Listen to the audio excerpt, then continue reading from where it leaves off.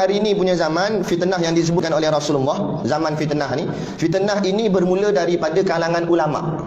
Okey, punca rosaknya umat akhir zaman bermula bukan daripada ahli maksiat, bukan bermula daripada geng cocok langit dalam disko. Nah, bukan jenis geng pil kuda kan. Tapi bermulanya rosaknya umat pada akhir zaman bermula daripada kalangan alim ulama.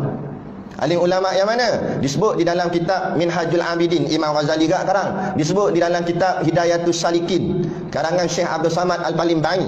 Nah, kerana ulama itu terbahagi kepada dua. Jangan kita pandang oh dia ulama, confirm kita boleh ikut dia. Belum tentu. Mana ulama terbahagi pada dua? Yang pertama disebut sebagai ulama su, kata Imam Ghazali. Benda ulama su bukan busuk, nah. Dia wangi, wangi. Nah, tapi ulama su ni artinya jahat. Ulama yang jahat. Macam mana ulama jahat? Ulama yang cinta kepada dunia. Satu lagi ialah ulama ukhrawi ataupun ulama akhirat. Ulama yang cinta kepada akhirat, tidak terkejar akan barang dunia. Ini ulama yang perlu kita ikut. Adapun ulama yang mencintai dunia, jangan kita ikut. Jadi bermula fitnah ini daripada kalangan alim ulama. Mana ulama yang su, ulama yang jahat, ulama cinta dunia. Sebelum saya nak cerita kenapa ulama cinta dunia ni yang jadi punca fitnah, kita cerita dulu ciri-ciri dia. Macam mana nak kenal? Sebab kita banyak agak kenal ustaz, jadi tak tahu ustaz ni boleh ikut tak boleh ikut. Ulama ni boleh ikut ke tak boleh ikut. Jadi nak kenal kat Malaysia bersepah alim ulama, bersepah ustaz. Jadi mana satu yang ulama su, yang mana satu ulama akhirat. Antara ciri-ciri, kita tak sebut nama, kita sebut ciri-ciri. Pandai-pandailah nilai. Antara ulama-ulama yang ada kecintaan terhadap dunia, iaitu dia kasih lah. Dia buat sesuatu tu kerana nak jawatan, mengejar jawatan. Dia bermula daripada masa dia mengaji lagi. Nampak? Kenapa ni mengaji sampai ke Mesir? Bukan salah mengaji Mesir, bagus. Nampak? Lagi jauh kita cari ilmu, lagi bagus, lagi banyak, lagi luas pengalaman. Pergilah nak pergi.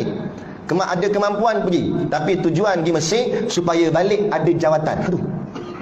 Dari situ sudah tersesat akan dia punya matlamat. Tujuan pergi ngaji Mesir tu balik supaya ada jawatan dalam jabatan agama. Contoh, kita tak cakap siapa-siapa ni.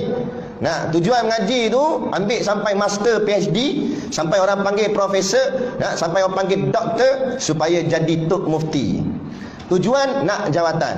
Nampak? Bukan tujuan kerana ummah. Zaman dulu-dulu tok-tok guru alim-alim ulama, para masyayikh hebat-hebat nama syekh-syekh belaka, suruh ni titah sultan hantar surat suruh lantik jadi mufti, tolak. Berapa ramai yang tolak? Tok guru kepada tok guru saya. Tok guru Sidik Noh. Tok guru dia Tuan Guru Haji Hitam. Dia ada anak seorang mengaji Mesir. Anak Tok Guru Haji Hitam ni. Jadi anak dia mengaji dalam 3 tahun gitulah lebih kurang. Balik-balik dapat offer. Dalam surat tu kata dapat bekerja di Jabatan Agama Islam. Negeri mana tak sebutlah. Dapat surat tu. Dia pun seronok lah. Dapat kerja dah. Balik-balik dapat kerja. Tunjuk kat ayah dia. Tuan Guru Haji Hitam, Pondok Tanjung Bedil, Alustaqdah. Ayah ni, Abi tengok ni.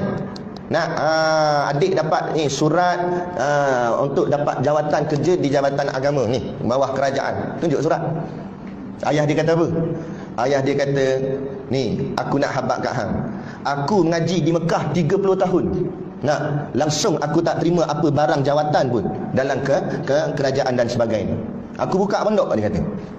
Bila anak dia dengar begitu, menangis koyak ketah. Nampak? Maknanya jangan tanam dalam hati ni nakkan jawatan.